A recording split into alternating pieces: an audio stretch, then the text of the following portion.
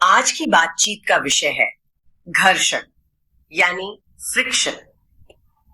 एक ऐसी शक्ति जो हमारी जिंदगी में दोस्त भी है और कह सकते हैं कि दुश्मन भी। बिल्कुल, हमारे पास कुछ दिलचस्प हस्तलिखित नोट्स भी हैं जो इसी दोहरे स्वभाव की पड़ताल करते हैं।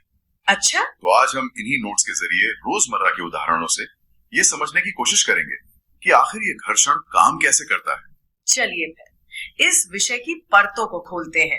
सबसे पहले देखते हैं कि घर्षण एक मित्र के रूप में हमारी मदद कैसे करता है।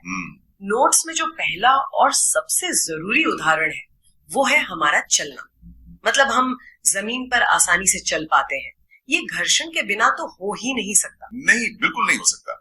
हमारे जूतों और जमीन के बीच जो घर्षण है ना, वही हमें आगे बढ़ने के लिए वो पकड़ देता है। पकड़, हाँ। इसके बिना तो हम बस फिसलते रह जाएंगे, जैसे बर्फ पर होता है। सही बात है। और लिखने के बारे में क्या? पेन या पेंसिल से लिखना, क्या वो भी घर्षण के कारण ही संभव है? हाँ, यहाँ जो बात दिलचस्प है वो ये है कि पेन की नोक और कागज के बीच का जो घर्षण है वही स्याही को कागज पर आने देता है।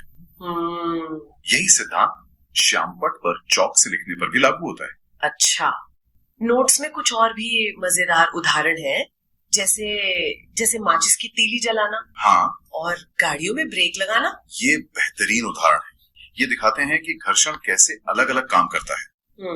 माचिस में ये रगड़ से गर्मी पैदा करता है। गर्मी, सही। और ब्रेक में यही घर्षण गति को रोककर हमारी सुरक्षा सुनिश्चित करता है। नोट्स में तो धागे में गांठ बांधने और दीवार में कील लगाने का भी जिक्र है। ओह हाँ, ये सब पकड़ बनाए रखने के लिए घर्षण पर ही निर्भर करते हैं। तो अगर घर्षण इतना जरूरी है तो फिर ये हमारा दुश्मन कैसे हो सकता है? मतलब ये थोड़ा कंफ्यूजिंग है। हाँ, और यहीं से नोट्स का दूसरा पहलू शुरू होता है। वो ये बताते हैं कि अगर घर्षण बल ना हो तो हम चल नहीं सकते, लिख नहीं सकते या घर नहीं बना सकते। लेकिन इसका सीधा नकारात्मक प्रभाव क्या है? मतलब बुराई क्या है इसमें? देखिए, नोट्स में जो सबसे बड़ी समस्या बताई गई है वो है मशीनों के पुर्जों का घिस जाना। अच्छा, वेयर एंड टेयर। बिल्कुल। लगातार रगड़ की वजह से मशीन के हिस्से गर्म होते हैं और समय के साथ घिसकर खराब हो जाते हैं। तो इससे उनकी क्षमता कम हो जाती होगी। हाँ, ठीक यही होता है। उनकी क्षमता कम हो जाती है, उनकी एफिशिएंसी घट जाती है। तो इसका मतलब ये हुआ कि घर्षण ना तो पूरी तरह दोस्त है और ना ही पूरी तरह दुश्मन। सही कहा। ये एक जरूरी बल है, इसके बिना जीवन असंभव है।